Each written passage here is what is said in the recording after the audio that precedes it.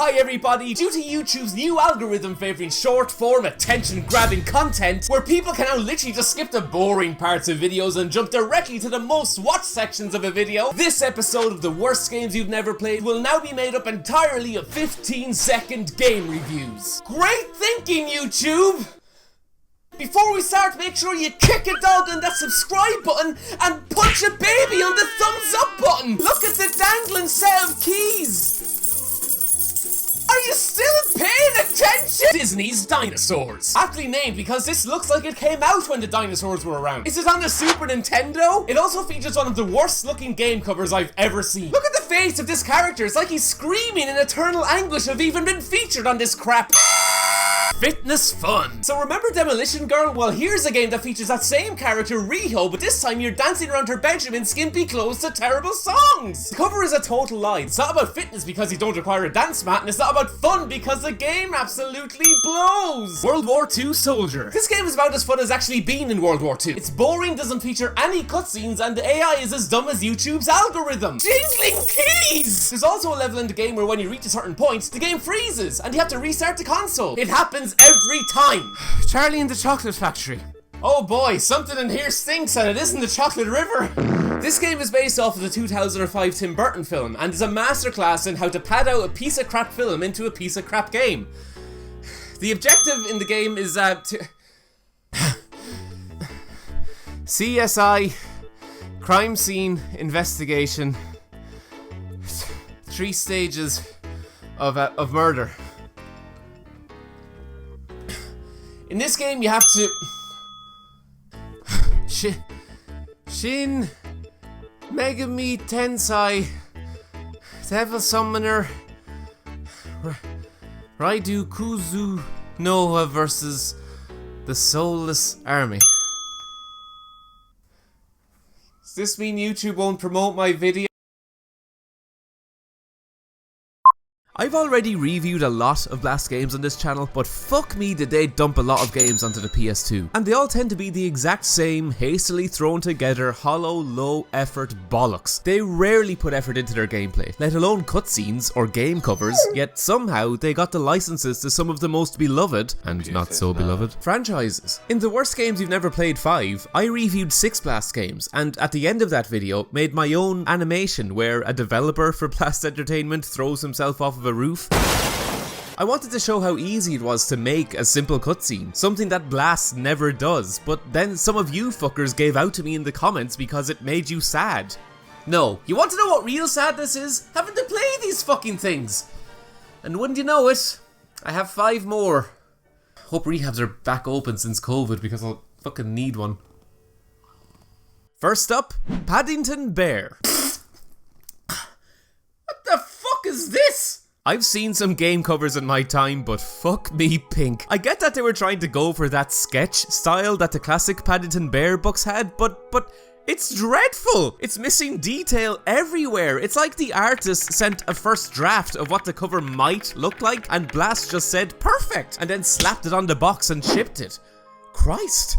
Paddington Bear is one of the most beloved characters ever created. Books have been made of him, movies have been made of him, fucking statues have been made of him.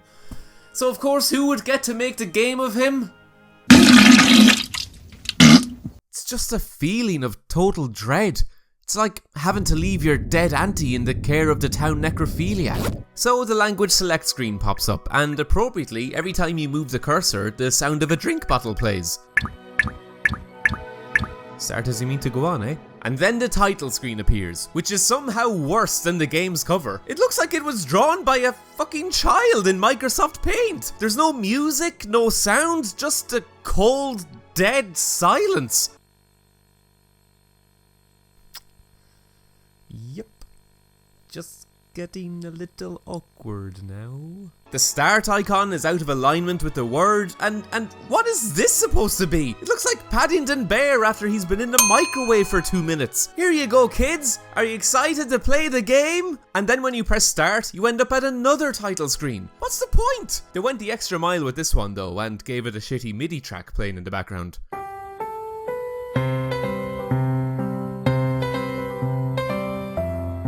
Wow. It's about as soothing as a hemorrhoid. It also has Paddington sat on a suitcase, drawing a picture. Oh, isn't he cute? He's probably drawing a lovely sweet picture of his favourite flower, or his family, or... Oh. Where's the town necrophiliac? So the game starts us off with a difficulty menu, easy or hard. Yeah, there ain't no normal difficulty here. It's either Paddington in Animal Crossing or Paddington in fucking Dark Souls. Then, for the first time in a Blast video game, a tutorial plays. Hi gang, say hello to Blast. He's here to show you how to play Paddington Bear. Which blew my fucking mind to see that they put some sort of effort into a game. I mean, they animated the Blast logo, and they even had it narrated by the office intern. When you see the word start appear on the loading screen, press the triangle button and the game will begin. Jumping is important to help Paddington avoid dangers and obstacles. At other times, the X button can be used to search shop shelves, collect gifts, or take a photo. It boggles my mind that they bothered to do this, especially given the fact that they made no cutscenes for the actual game. This tutorial is the only movie you'll be watching during your playthrough of Paddington Bear. Poor Paddington gets nothing. Also, for some reason in the tutorial, the player has over 1 billion points up in the corner of the screen. I mean, Jesus Christ, is that enough? Anyway, the first level starts and Paddington wants to have a bath. Uh-oh. If I have to censor a teddy bear's arse, I officially quit this website. So the game is absolutely hideous. For no discernible reason, the entire house is flooded, yet Paddington's main objective is to get into a bath of water. He's not trying to save the house from permanent water damage or anything, he just wants to have a bath. What a dick. But then, the only obstacles in the level are water. Paddington takes damage if he steps into puddles, but the ultimate objective is he wants to climb into a bath. How the fuck does that make any sense? The level is so poorly designed. There's a few jumps you have to make along the way that are just absurd. Paddington can jump onto a towel rack, which doesn't even make sense spatially. Then he can stand on thin air. I mean, it's just a mess. And when you get to the bathtub, the level ends. Well done. Level 2. Paddington is lost in an underground station and has to avoid the police. Why? What's he done? Also, how the fuck do we go from taking a bath to getting lost in an underground? The game just doesn't give a fuck. Again, this is just another level of getting from one end of the stage to another. I mean, I know that this game is meant for kids, but give us something other than collecting fucking sandwiches. The whole game operates like this too. There's no story that connects the levels in any way. It's just like the developers spent the morning throwing together a few stages and then went to the pub. Why don't they care? Level 3. Paddington needs new clothes, but has to avoid salesmen and other customers. Again, why does he have to avoid them? Is he fucking robbing the place? Level 4. Paddington has to help Mr. Gruber. Wow, I don't remember that bit from the movie. Look at this fucking shit. He's not even wearing the new clothes that he got in the previous level. Even Paddington's neutral stance is him just standing there shaking his head, just disgusted at being in this horrible piece of shit game. Level 5. You have to photograph certain people and animals, but they don't know that they're being photographed? Paddington is just hiding somewhere, spying on them. What? Level 6. Paddington has to catch clothes that the wind has blown away. Are you enjoying the game yet, kids? The clothes are also falling directly from the sky, so it's either a gale force hurricane out there or a plane just exploded above the garden and Paddington is trying to capitalize off of it. Level 7. Paddington gets lost in a basement. Okay, now what the fuck? Fair enough, the last few levels are cutesy, collecting clothes, putting away items, taking a bath or whatever, but how do we suddenly get to Paddington getting lost in a basement? It doesn't even say that it's his basement. Did he just break into someone's house? None of this makes sense. And the only way to get out is to collect all of the sandwiches? And there's bees? What the fuck, Blast? He's not Winnie the Pooh. Why on earth would bees be attacking Paddington Bear in a basement? Fucking maniacs. Level 8. Paddington rides a bike in the park and again has to collect sandwiches. What's with this guy and sandwiches? I also get instant flashbacks to the Little Britain game from this level. I mean, are they so bankrupt of ideas that they interchange the same level ideas between Paddington Bear and Little fucking Britain? And finally, level 8. It's Paddington's birthday and hedgehogs have stolen his presents. Ha! And boy, if you thought the game was ugly before, in this level Paddington has to take back his presents from hedgehogs and put them back on the table. Riveting. He's also apparently the only one at his own birthday party because he's an asshole and has no friends. And so after running around like a dick fetching your own presents, when you complete the level, the game doesn't even give you an ending. It doesn't give you fucking anything, it just gives you this. We start the level or quit. I quit. Fucking hell, what's next? Postman Pat. To anyone outside of the UK and Ireland, Postman Pat must look like the most terrifying children's TV character ever made. But you'd be wrong, because that award went to Jimmy Savile. I mean, Pat's head is the same size as his body, and he just looks like a gone-off sausage. If you've never heard of him, Postman Pat is an institution of British television, and is probably most recognisable for his very popular, catchy theme song. Postman Pat, Postman Pat, Postman Pat and his cat. So, it should come as no surprise to you at all to learn that Blast decided not to include the Postman Pat theme in the Postman Pat game. Because why include one of the most strongest pieces of nostalgia for anyone who grew up with the show? Fucking assholes. Actually though, I'm just being harsh. They probably didn't know how to get the MP3 file of the theme song to work inside the game. Makes sense. Sorry. The cover for the game is also particularly shit. Postman Pat has always been animated with stop motion, which is part of its charm. Except for the film, which is one of the worst looking atrocities to ever see the light of day. Yeah, when I got the script, I didn't even read it, I just kind of said yes, because it is such an important part of my childhood. You complete hard-boiled Weasley! On the cover for the game, everything is just flat. There's no shadows or detail. It looks like they threw a few image layers on top of each other and called it a day. And much like Paddington Bear, this game also is just a bunch of random mini-games seemingly assorted by a maniac. And again, complete with a hard mode. Postman Pat's in Dark Souls 2, everyone! The game does include cutscenes, if you can call stealing clips from the show and badly repurposing them as cutscenes. It's going to be a busy day today. I'm helping out with the Greendale bike race. Oh, look at the time. Isn't Julian going to be late for school? The game does this between every level, and it all just feels so off. Like, they don't include any other sound apart from Pat's dialogue, so it's all just awkward. Ted will help us search for the missing post by using his new invention.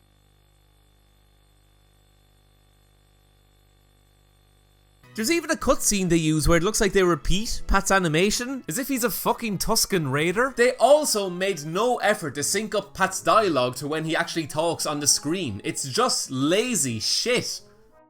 So the first level involves Pat having to pack a school bag. Apparently we have to do it for Julian. Who's Julian? Fuck knows, because we never see him. So the level entails having to press the D-pad on the items that correspond with what's missing from the bag. What the fuck has this got to do with being a postman? The graphics on the items are atrocious too. It looks like they tried to remove the backgrounds of the images in Photoshop, but didn't know how. So you're left with them looking like this. The audio quality of this minigame also sounds like it was recorded in the 18th fucking century. I mean, just listen to this shit. Nope, that's right.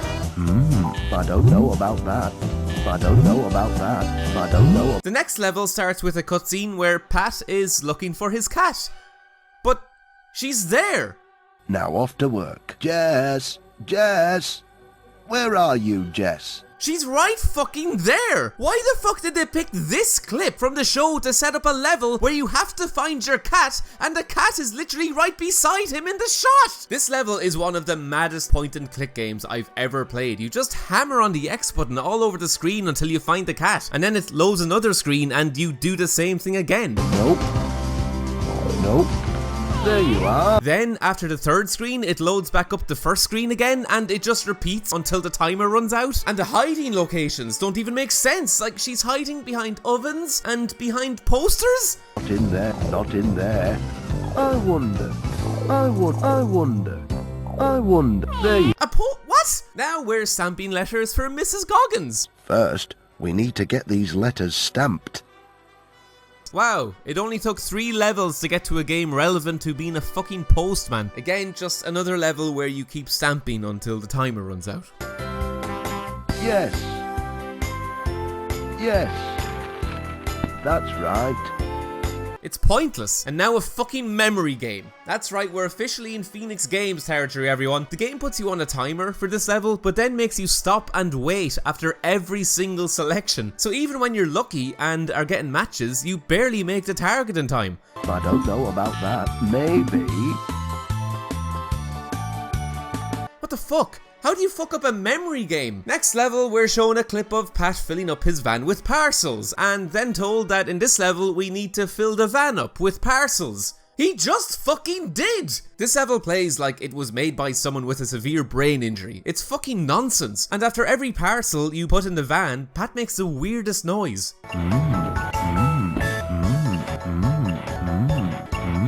Oh, what? Next level, the wind has blown away the post and we have to catch all the letters. What is it with Blast and using wind as a reason for a level? Also, one thing I haven't mentioned about this game is the insufferable music that plays behind every stage. Nope, not in.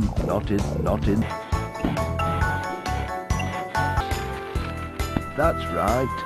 It's so loud and annoying, so naturally I wanted to turn it off. So I quit out of the game, go back to the main menu and turn down the music, and then when I go to continue... Well done. Got that. Almost got it. That's right. Nearly. What the fuck? Why? I'm sorry everyone. Postman Pat was found dead this morning. Autoerotic asphyxiation 'twas. Then his cat ate him. Oh, don't look at me like that. It's about the same legacy as fucking Blast left him with. What's next? An American Tale? They can't make a competent game based off of Paddington Bear or Postman Pat, but yes, let's let Blast make a game based off of an animated film from 1986 that also just happens to be one of the most depressing children's films ever made. How the fuck does this happen? At least I'll get the depressing bit right. Oh, fuck me. If you haven't seen An American Tale, it's actually a really great little film about a young mouse called Fievel who dreams of moving to America because his dad tells him that there's no cats that can eat him alive over there. Anyway, a bunch of boobs burn down his village, and on the way to America, Fievel falls off the boat and is presumed dead. So when he does watch ashore in America, he has to fend for himself in a strange new land and find his family. It's genuinely a really brave and authentic story, and the animation is honestly fantastic. But lo and behold, who's this stumbling in the door with their trousers round their ankles? No, Blast, no! The game opens up with a promising enough title screen, which is a still from the artwork of the film, though the less said about the music, the better.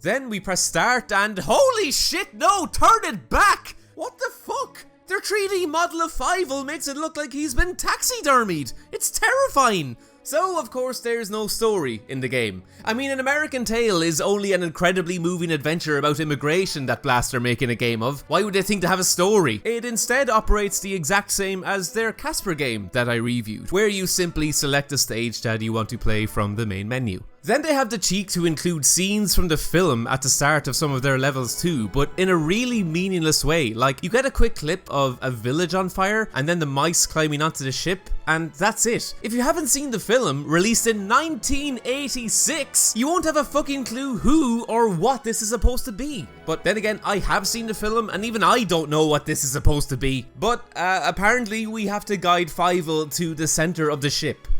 Why? So, first off, the game is one of the single fucking ugliest things I've ever seen. Just look at the state of it! And for God knows why, the first level is a rip-off of fucking Super Monkey Ball. What the fuck? The game explains this as Fievel being in a soap bubble, as if that's meant to make any sense. But the even sadder thing about this is that I did some digging, and it turns out that the reason that Fievel is in a soap bubble is because the developers, Data Design Interactive, happen to also have made two games called Hamster Heroes and Happy Trail Hamster Ball. What? And you'll never guess what gameplay those games have. It's not exactly my cup of tea. They literally just copied and pasted the fucking gameplay from another game into this one. What the fuck? And they even reuse music. Another game that they made called Rock and Roll Adventures, Christ, plays the exact same music as this.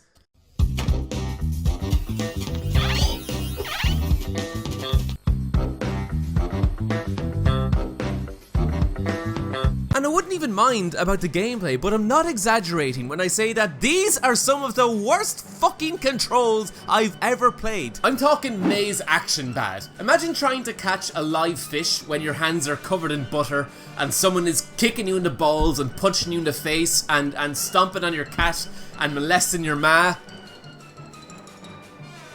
That's how these controls feel. It handles so slippery, but it's also a platforming section. You have to collect these stars scattered around, but then a slight move in the wrong direction and you have to start all over again. Ma, I need another bottle of whiskey. The section requires really precise movements, but then the only way to progress past certain obstacles, like this shit, just trying to get up a small ramp, is to build up speed. But when you're going fast, it all just falls to fuck. Get up there. Get up there. Get the fuck. Okay, go back. Get you son of a bitch. Okay, find my way back up onto this fuck. Oh, Jesus. Get up. Get up. Get onto the fucking edge. Okay, gently, gently. Get up for fuck's sake. Get up. Get up. Get onto the fucking edge. Finally. Get up. Get up the... Get up there. Come on. Come on. Get up. Get the fuck... Okay. Oh, great. Oh, you stupid fucking game. Get up. Okay, we're doing it. I think the trick is you just have to kind of be really gentle with the controls. Why? So this is what the inside of a ship looks like, and this is what the water looks like, and this is what the water looks like, and this is what the water looks like, and this is what me losing my mind looks like. Okay, I got it this time. No. Alright, I think I got it. No. I think I have it now. It's just... no.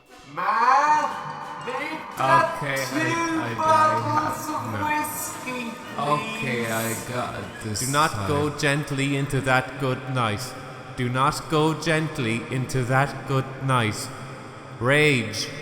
Rage against the dying of the light. The next level is set at the docks. The fucking docks! Why does every shitty game have a level set at the docks? This is hands down one of the ugliest levels I've ever seen too. In this one, we control a bird as it flies towards land, collecting floating birdseed as we go. What the fuck? The really fun part about this level is that it has the same fucking frame rate as a Tamagotchi. I mean, look at this rubbish. It's borderline unplayable. How did they think this was acceptable? Now Fievel has to collect cheese while avoiding obstacles on the street. This is probably the best level in the game, by the way, because you can have people and horses trample on the little prick. The next level takes place in a sewer, something that I also complain about shitty games having, but at least this one doesn't have any ghouls. Instead, you have to chase a character that the game doesn't introduce through the level and make sure that you don't lose them. Again, the controls absolutely fuck you. Why would you have a time-sensitive platforming section in a game that handles like it's been roofied? Look at the fucking thing! You have to make the most annoying jumps, battling this piece of shit camera and also trying to make it before the character you're chasing gets away. How appropriate that it takes place in a sewer, because it's the biggest piece of shit that I've ever seen.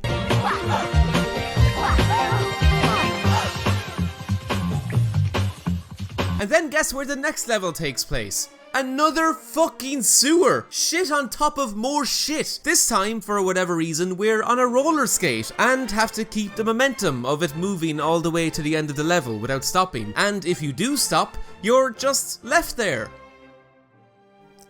Well, I'll just chill out here for a while, so admire the smell. Like seriously, I had to wait here for an entire minute.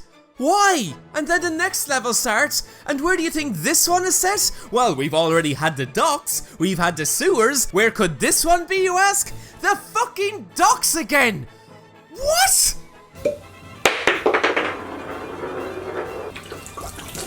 I hate video games! Next up, Wacky Races.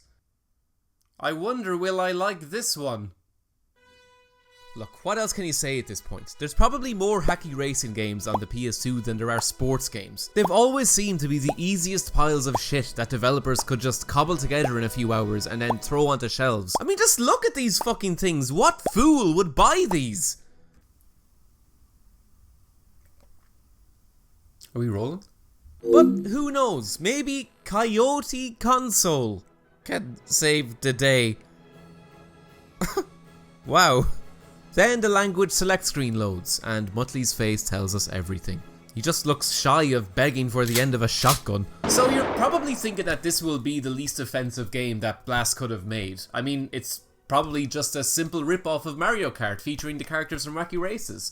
Well, how fucking wrong you are! It's like they took a list of everything that made Mario Kart work and then decided to do the total opposite. You only have access to 3 of the racers at the start of the game. Yeah, turns out that you have to unlock all of the others by beating the game. All I want to do is play as Dastardly and Muttley, but instead you're making me play as this. Also, for some reason, the stats are blank on all of the characters. Not sure if this is a glitch or if they're all just horribly shite. There's also no cutscenes or voiceover. Wacky Races has one of the most eclectic group of characters tailor-made for a racing game. The TV show that this game is based on is about racing. It's called Wacky Races, and Blast couldn't be fucking bothered to even try and inject some of that personality into their game. Instead, you get this.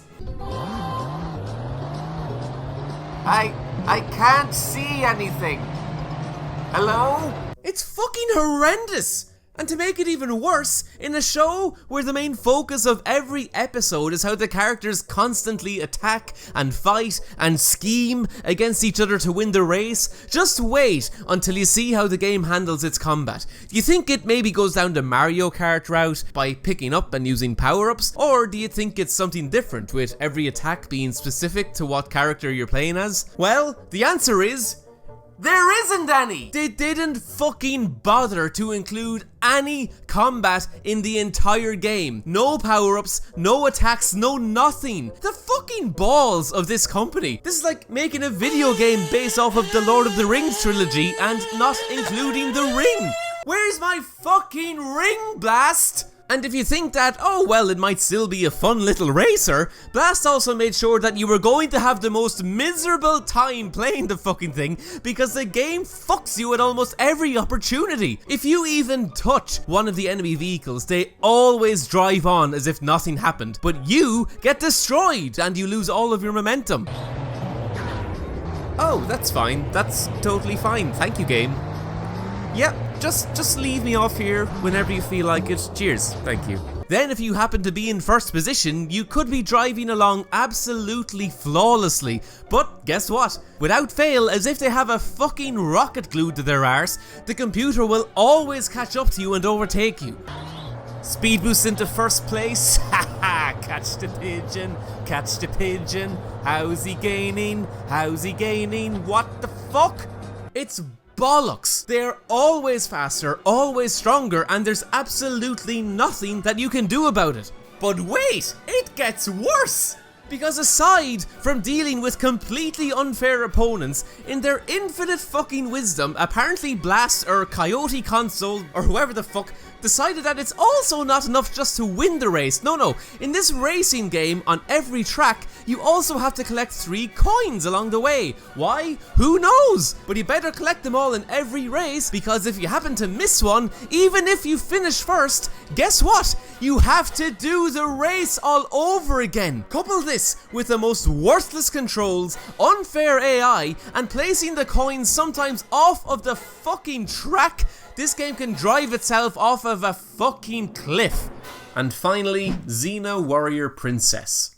At least Lucy Lawless is on the cover, unlike most other Blast games where they just leave the main character off of the box entirely because they didn't have a spare tenner to pay Eddie Murphy. Look, I know next to nothing about Xena except that she throws a metal frisbee and does that funny scream thing.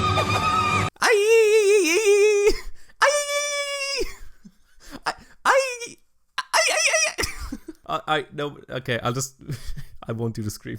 This game is quite unique among Blast games in that it feels like an extra level of effort went into it. At the very least, it actually feels like someone tried to make a Xena game, as opposed to Home Alone, where the whole game was this shit. And in a proper break from tradition, we actually have a full story in this game, but in proper Blast tradition, it's not told via cutscenes or voiceover or anything resembling a modicum of effort. No. Instead, as always, it's fucking text.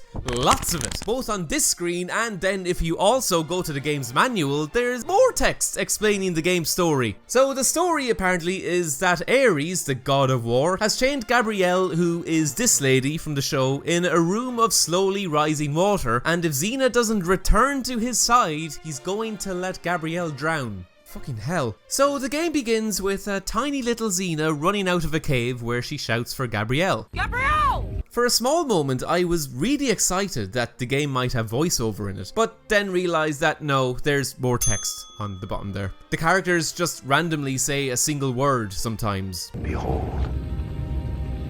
Hurry! I'm not leaving here without her. Or 6 words. Who knew? Okay, let's do this. Jesus Christ. Interestingly, the whole drowning Gabrielle thing is actually a mechanic in the game, and if you take too long to complete the story, she will actually drown, which I think is honestly one of the best gimmicks I've ever heard from a shitty video game. Hey, make sure you beat the game as fast as you can, kids. If you go fast, hopefully you won't realize how absolutely fucking horrible the game really is. I mean, just look at this fucking tragedy of a game. Wow. Such amazing moves. What a warrior princess. Oh, what the fuck? She just lands on the air? Useless fucking drivel. Then you can also do this cartwheely backflip thing, and on the third one, she does her scream that sounds like it was recorded on a Nokia 3210. So honestly, what can I say about this game? It feels like I could end a review after the very first room. The first enemy I encounter fucking glides across the floor to me until I punch him to death. Then when I get Xena to pick up a vase, she walks like she's doing a jig. When she breaks the door with it, you only hear the vase break. And for some reason, it's here where it becomes immediately apparent that Xena's character model is nowhere near what it should be within the world. The doors tower over her, the bricks in the wall are nearly the same size as her, a chair is taller than her. A fucking chair? Then I get into another fight and a text box takes up the whole screen and stays there the entire time. It won't leave. Then another one pops up while I'm fighting 2 enemies and I just get murdered. Like, what the fuck? This genuinely is a problem for the first few fights in the game. The text boxes just invade the screen while you're trying not to die. It's such bad game design. Same as when Xena is hanging from a ledge and pressing the up button, but she just won't climb up. Climb up? Climb up, for fuck's sake. What the fuck? Just climb up! She's doing every other movement possible except for climbing up. Oh wait, you can't climb up. Know why? Because she's holding her sword. If you put it away, then she can climb up. What the fuck? Why can't it just do that itself? She can strafe around a corner of a wall, no problem, one-handed, but she can't climb up? Here's a switch I have to hit. It won't press. Why won't it press? What the fuck? Oh, fuck off. I just wasn't close enough to it. Then what was my frisbee thing hitting and rebounding back to me, stupid piece of shit? This enemy, for some reason, has an invisible border that it can't cross and just runs back and forth at me.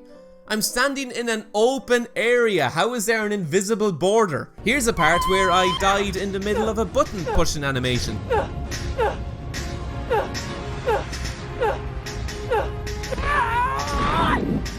So the game gets confused and Xena just ends up standing there getting attacked. I can't move her. The game is just lost. I have to reset the console. Also, why are there giant cockroaches in a Xena game? Anyway, the game consists of a few different stages that you have to just blindly fumble your way through. The whole thing is just a janky joke. The combat consists of pressing the same button over and over again until the enemy dies, and then hopefully you're left alone to find your way through whatever mess of a level that you're in. Lots of traveling across the map to press a switch that opens a door and then having to travel to another area to open another door. Then they do the cheapest fucking excuse for a level and put you in a maze where you have to find more buttons that open more doors. And then in the castle, you find a character called Jockster in the dungeons who is locked in a cell. Jockster, the mighty. That just so happens to have a button that opens a secret door that leads you to the final stage. Like, what fucking sense does this make? And then the final stage, oh jumping mother of Jesus, the final stage, where the game introduces an elongated platforming section. And you can imagine how painful the platforming is in this train wreck when this is me just trying to jump onto a fucking ledge. Get up there! Get up there. Get up there! You son of a dirty bastard! Get the fuck up there! Okay, just have to jump on this. Oh, go fuck yourself, you stupid fucking game! Alright.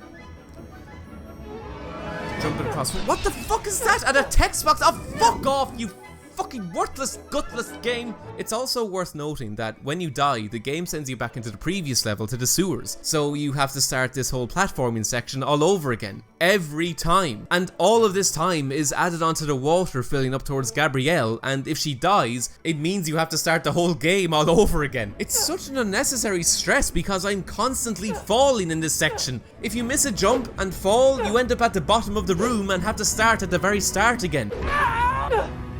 Fuck, it's about as fun as when your granny has Alzheimer's and she starts flirting with you. No, granny, no! So to avoid the spikes shooting out from the wall, you have to grab onto a pipe and shimmy across. This serves as nothing only to waste your time, which is especially great because you have to do it twice. Fuck, at this stage Gabrielle can drown for all I care. Okay, now just make sure I have it lined up properly. Oh, go die in a fire, you useless pile of shit. Now I'm just rushing past the enemies here because I can't be arsed to waste time and kill them. Get up. Get up. Get up the fucking ledge, you prick.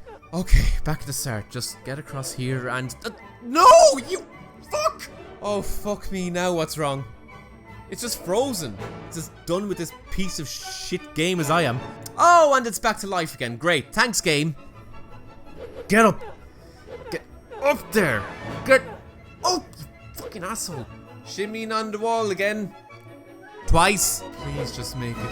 Please, for the love of God, just make it. Yes! Pro gamer! Then the game decides that that was so much fun that it makes you do it again, where you have to find more buttons that raise 4 sections of the floor and throw in some of the single most annoying enemies with you to do nothing but stop you from climbing up onto ledges, which is what you will spend all of your time doing because Xena, the warrior princess, as powerful and as mighty as she is, cannot for the miserable life of her climb onto ledges. Get up, for the love of all that is sacred, please just jump onto the fucking ledge. And then we eventually reach Ares and his army of skeletons for the epic final battle, who you can easily just kill with the frisbee. It takes like seconds. Then you get a cutscene of the water lowering on Gabrielle. Praise the gods, Xena has defeated Ares and saved me. Well, my dear Ares, I win again. Did you ever really think it would end any other way? Then they both just walk away, and the game kicks you back to the main menu. What the fuck? That's it? I went through all of that torture for that shit? Fuck that. Let's just see Gabrielle drown. Ah, there we go. Much better. Wait. Gabrielle will be very disappointed. How will she be disappointed? She's dead! God, what an absolutely stupid, idiotic mistake to make. Blast Entertainment and anybody working for them ought to be absolutely ashamed for themselves. They are just the worst fucking video game company ever made. Forget any other review that says different. EA are fine. Oh, is that Blast Games? You know Mr. Wilkins used to make computer games for them. Who? You know, Mr. Wilkins, at the end of the hall. He tried to kill himself by jumping off a building. Why, it must have been around 7 years ago. It's a miracle he survived, but he's paralysed from the neck down. Can't move an inch. How sad. Does he have any family? Used to. His wife remarried and moved away. But his son, He's never come to visit, not once. And every day, old Mr. Wilkins just looks up at that closed door, hoping his son will walk through it and come to see his dad.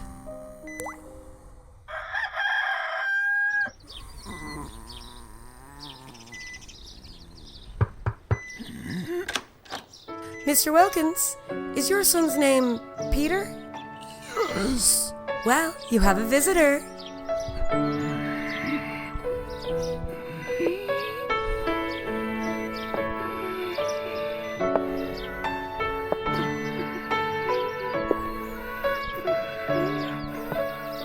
Mr. Wilkins, I'm a detective.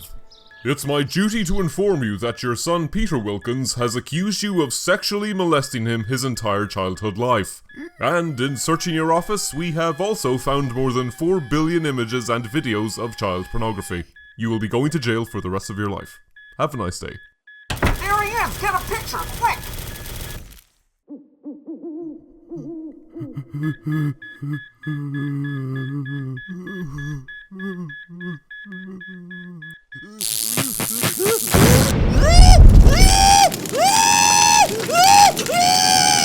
Like and subscribe and ring the bell! Well, we made it. It's only been 9.5 years since I made the very first Worst Games You've Never Played, so 10 episodes in under 10 years, I mean, that's a pretty good upload schedule, if you ask me. Huge thank you for watching the video, and a really special thanks to all of the Patreon supporters, whose beautiful names you see scrolling up the screen there. Do feel free to support me on Patreon, and also make sure to follow me on Twitch and on Twitter. All of the links are in the description below. See you next time.